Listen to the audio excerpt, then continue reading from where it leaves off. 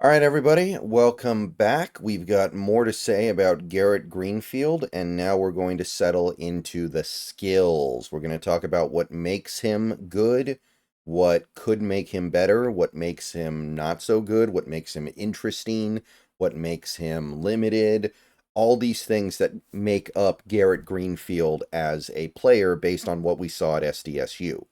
So, if I had to briefly summarize Garret Greenfield, I think that you have a really nice pass protector, which is why he's found his home at left tackle, it seems like. I think you found a leader. I think you found a guy with a lot of experience, but you also have some deficiencies with technique that really hamper his run blocking, which you have to ask how much of that is fixable given that this guy's already 24 years old and has already played almost 70 games in college? All right. So let's go step by step here. Pros. First, I think, would have to be the absurd amounts of college experience. Not to say that that doesn't come with some weaknesses. That's a double-edged sword. But 55 games as a starter for SDSU in his career, we are talking about a guy who has seen it all. Now, I know SDSU is not Ohio State or Alabama or anything like that, but he played a lot of college football, more than most people that we would look at in a typical rookie class. Not only did he play a lot, he was considered a team leader for the locker room, a two-time team captain for the Jackrabbits. And once you take a look at him on the field, what he does, I think the combine scores did a pretty good job of doing him justice. He has the athletic abilities to make blocks in space and move well. So theoretically, he should be able to play zone. And I do wonder if part of the thing holding him back as a run blocker was how much gap based blocking they did at SDSU. I wonder if this guy would have been better in a zone based scheme where his athleticism would have a chance to really come through. I think that's just going to depend on what happens to him now that he has this opportunity playing for a team that is most, I would guess, run zone. Nearly 1,500 snaps at each tackle spot over his career, so there should be some flexibility there for him to play on the left and the right. Now, obviously, I don't think he was as good on the right side, and it's not hard to see why, but there could be extenuating circumstances that cause that. And at the end of the day, when you're trying to find extra value for a player who's a fringe roster guy and maybe a practice squad guy, being able to play on both sides of the offensive line is going to be very valuable.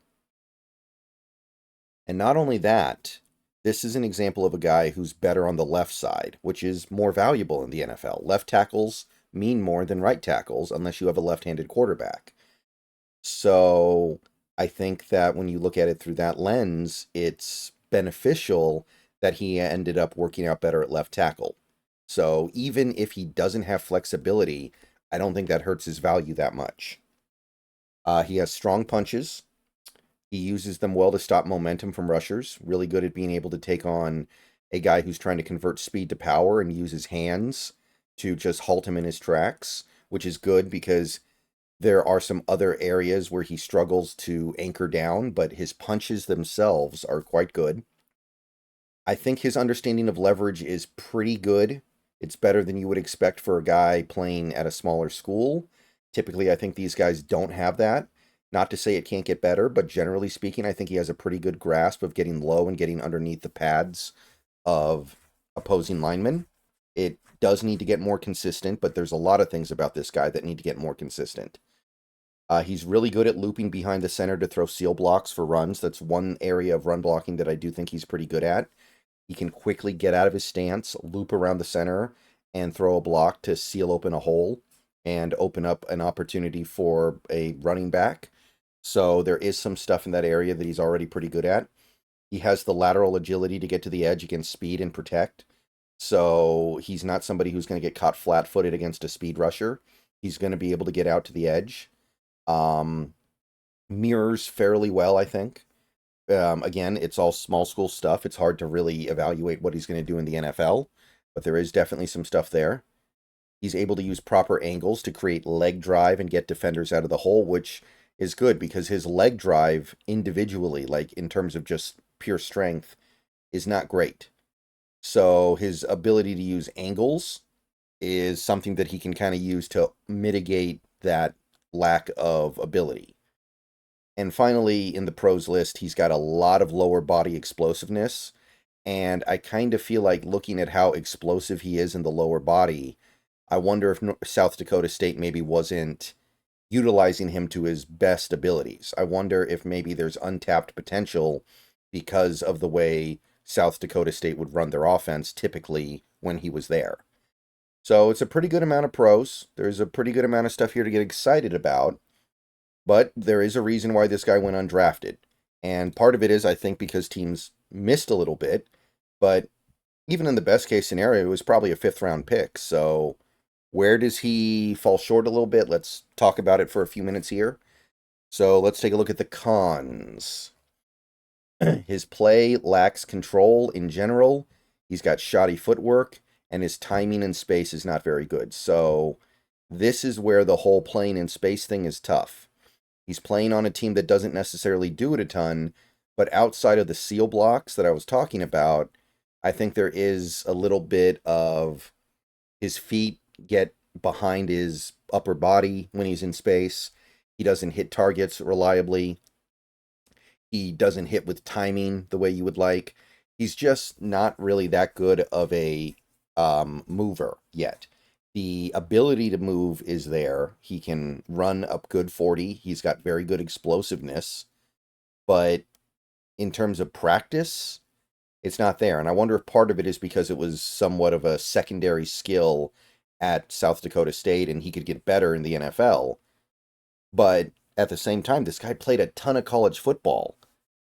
Like, if you're not a finished product after 55 games in college, you can't be that far away from one, right? We're not talking about a guy who started 2 years and has this the sky's the limit. Like Anthony Bradford, there was a guy who barely played in college. So when we got him, it was like, wow, the potential's off the charts here. But we're going to take some time to bring it out. This guy should be the opposite. He should be a relatively finished product. He's not. Contact balance leaves something to be desired due to that lack of control. It's just one of those things where when you're not square, when you're not balanced, when you go into contact, you might get knocked around, you might get put in an awkward situation, you might get... A lot of bad things can happen when you don't have contact balance as an offensive lineman because you're constantly making contact. You end up on the ground, and you don't want to end up on the ground as an offensive lineman.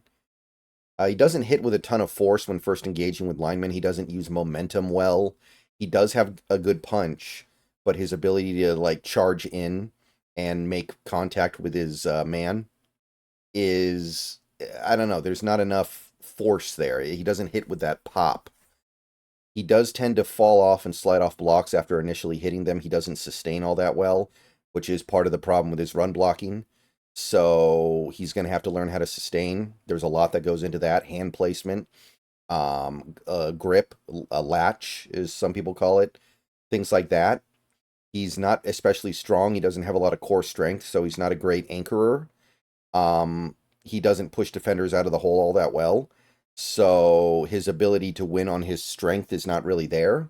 So that's definitely going to be something that either has to get better or be worked around at the NFL level. So he kind of has the frame to add a little weight if he has to. But I don't know if you want to eat into his athleticism, which is notable.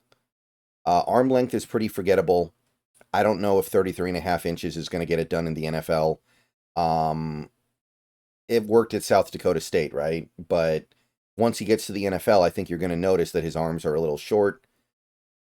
Given high level of collegiate experience, some concerns about growth. How much better is this guy going to be able to get when you know that he's already got so much football experience? He might just be kind of capped out.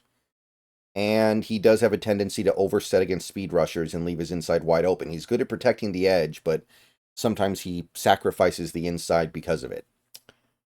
All right, so I think that is what I got for Garret Greenfield. Those are the good things and the bad things. So we are going to do some tape notes a little bit later.